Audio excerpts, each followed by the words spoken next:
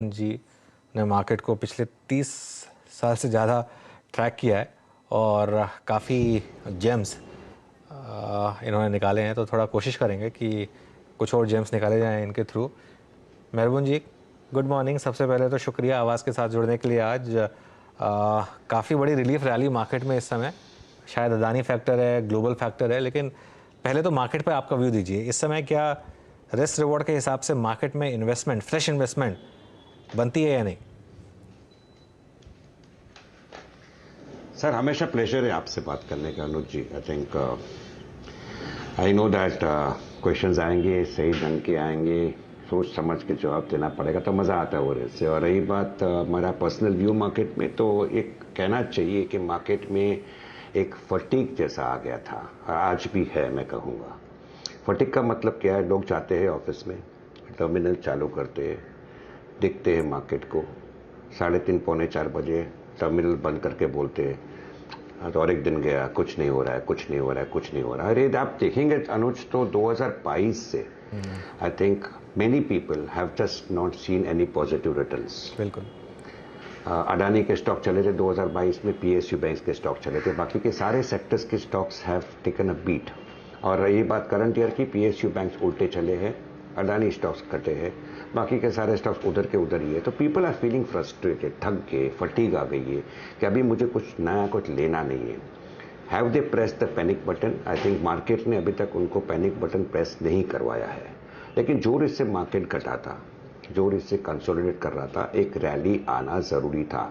और मेरा personal view है, रैली कम से कम 4-5 दिन देरी से आया।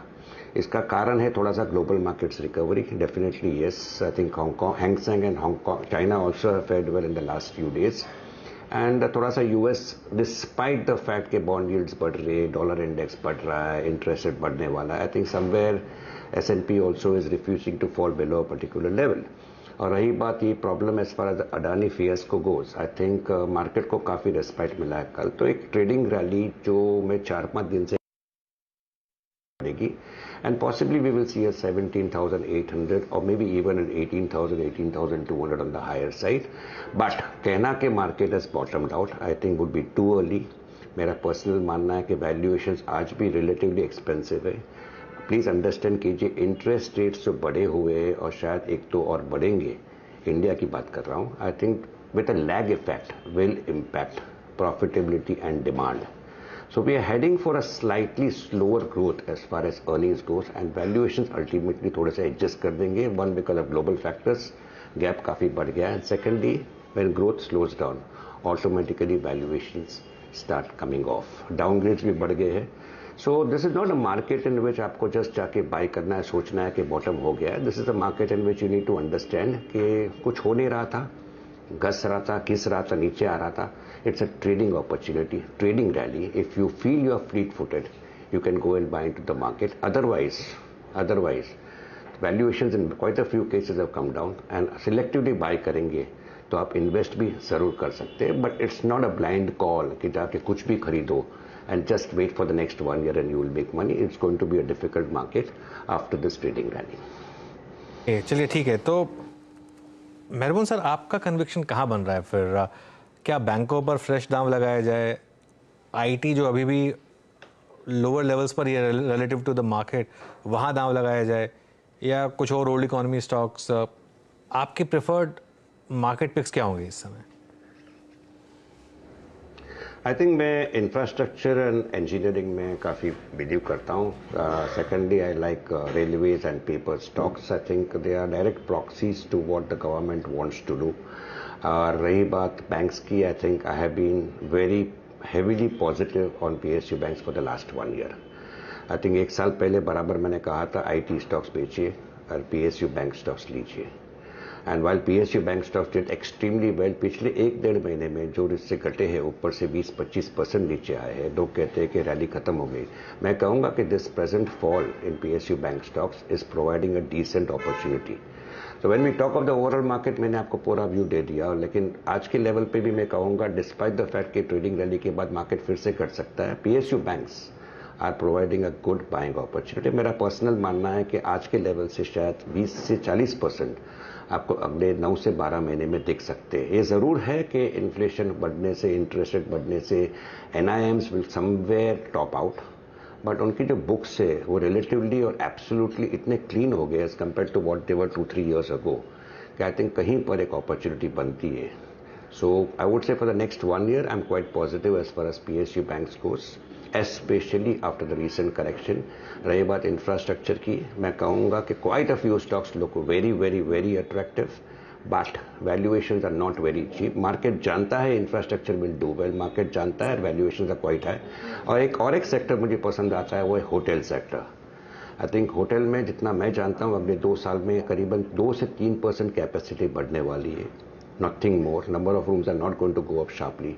Demand if it sustains, I think with price hikes which will keep on happening, hotels will continue do well. उसमें 1-2 नाम उभर कर आते हैं, खास करके जैसे ताज GVK है एंड लेमन ट्री है। I think both names which are given clear disclosure, personally invested in. Okay जी हाँ, इस बीच मेहरबान जी इस कार्यक्रम में है और एक सुनहरा अगर आप देखें डेवलपमेंट ये है कि निफ्टी ने अभी अभी 17,500 के लेवल को स्ट्राइक करा। चलिए कुछ तो अगर आप देखें अच्छा स्क्रीन पर नजर आया। सुबह अगर आप देखें बड़ी आज सुखद सी है। मेहरबान सर, अभी आपने सेक्टर्स का अगर आप देखें यहाँ पे जिक्र किया, जब आप इंफ्रास्ट्रक्चर का जिक्र कर रहे थे तो मेरे जहन में एकदम से ये भी आया कि क्यों ना पूछूं आपसे सीमेंट, मिड कैप सीमेंट या फिर लार्ज कैप सीमेंट, दोनों सीमेंट स्पेस पे आपका व्यू क्या है, और प्रेफर्ड स्टॉक अगर सीमेंट स्पेस में कोई हो तो वो भी बताइएगा प्लीज जरा। आई थिंक सीमेंट पे जो कंसेंसस बाय है, ये मेरा buy has been there for quite some time. Anuj ji जानते हैं कि I have been quite positive on cement for a very long time. लेकिन अभी जो कंसेंसस बाय है, आई थिंक जो एनालिस्ट कम्युनिटी का, आई थिंक मैं थोड़ा सा शायद उस पर से डाइवर्ट करना चाहूँगा एक बात से कि जो एस्टीमेट लगाए गए, जो एजम्पशन लगाया गया कि तेल का भाव नहीं बढ़ेगा, then petrol price will keep on falling or will come down, demand will keep on growing, cement price will keep on happening. So ये सारे जो assumptions है, if this assumptions work out, answer is yes. Cement stocks will continue to do well. लेकिन somewhere I feel since the consensus is already assuming this type of things, और कुछ भी diversion हो जाएगा तो there could be a negative impact, because let's not forget stocks like a Shree Cement and Ultratech, and Ultratech को मैं definitely कहूँगा it's a number 1 player, no doubt, we all know it, balance sheet is super balance sheet, लेकिन stocks are not very cheap. तो इसमें मेरे एक stock favoured था, वो है Ambuja cement. I was liking it honestly, और मैं क्लियर कहूँगा कि मैंने कहा था, and after the Adanis took over मैं काफ़ी एग्रेसिवली रिकमेंड कर रहा था 350 से लेके शायद 450, 450 तक। अभी जोर इससे कटा है। मेरा पर्सनल मानना है कि 30 साल के अनुभव के बाद, जैसे अनुज जी कह रहे हैं कि जब भी आप टेंटेड हो जाते हो तो आपका वैल्यूएशन टेक अ हिट। तो जो वैल्यूएशंस अंबुजा कमांड करता था, कमांड करना चाहिए, I think it will take its own time to come to that valuation. But at the present price of 375, 380, relatively it looks attractive as compare to other cement stocks from the price angle.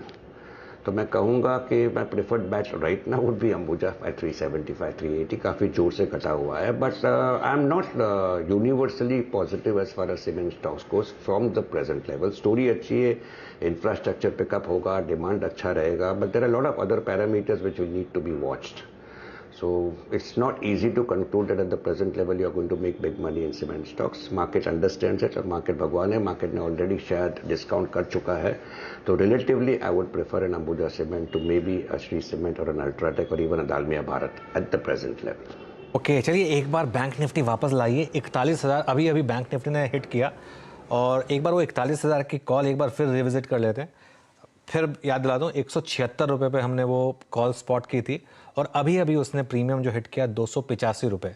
तो 176 वाली call अब आपके सामने, अब 278 लेकिन 285 होकर आई, और 176 में अगर आपने वो कॉल ली तो ज़बरदस्त आपको उसमें मुनाफा मिला होगा। और परफेक्ट ट्रेंड डे का एक आगाज़ 941,000, और सुबह जब गाबा सर से बात हो रही थी तो 41,200 भी पॉसिबल लग रहा था। और निफ्टी भी अब 17,515 17,500 को क्रॉस करता हुआ एक ज़बरदस्त शॉर्ट कवरिंग मूव मार्केट दिखा रहा है, और ज़बरदस्त आज कॉल राइटर्स हुए होंगे ट्रैप। लेकिन 40,800, 40,900, बैंक निफ्टी की 40,700, सारी कॉल्स का प्रीमियम अब 150 से 200, कुछ केसेस में 250%, और ऊपर की कॉल्स में तो even out of money calls में तो 290 से 300% तक का प्रीमियम जंप आपको दिखाई देगा। ये है एक ट्रेंड है। ये देखिए 41,000 की कॉल अब आपकी स्क्रीन पर 300 रुपये इसका भाव, 176 पर वो स्पॉट की गई थी आपके लिए। और इवन अगर आपने फ्यूचर भी लिया होता और आप उस लेवल पे भी लिया होता जिस पर हमने लगातार बात की थी, तो भी आपको आराम से 200-250 पॉइंट मिले होते। मेहरबान जी, ये फिर मैं एक और सवाल आपसे पूछना चाहता हूँ, और एक स्टॉक जो आपके काफ़ी फेवरेट और काफ़ी कोर पोर्टफोलियो में भी रहा है, आप समझ गए होंगे मैं किसकी बात कर रहा हूँ, डेल्टा कॉर्प। उसका एक थोड़ा अंडर परफॉर्मेंस रहा है compare to its peer set. अगर मैं पीयर सेट में मान लो इंडियन होटल्स जैसा स्टॉक को जोड़ दूँ, तो यहाँ पर आपको क्या लग रहा है, क्यों ये स्टॉक 200 पर आकर अटका हुआ है, क्यों ये इसको क्रॉस नहीं कर पा रहा है, और अभी क्या आप पेशेंस रख रहे हैं स्टॉक में? आई थिंक ये प्राइस पर बुरा नहीं है Anuj, I think, but somewhere I will say कि ऐसा होता है ना कभी कभी कि स्टॉक एकदम एक साथ जोर से भाग जाते हैं, बाद में 1, 2, 3 साल 4 साल कुछ नहीं करते। आई think it has become that type of a stock. पिछले क्वार्टर्स के नंबर्स भले अच्छे हो, but I personally felt it was slightly below my expectations, number 1। Number 2, जो दमन का जो ट्रिगर आना था वो अभी तक आया नहीं कि उधर कसिनो का लाइसेंस मिलना है। तो I think there are couple of event specific things if and when they happen. अभी ऑनलाइन गेमिंग की बात हो रही है, डीमर्जर होके उसका सेपरेट लिस्टिंग होगा।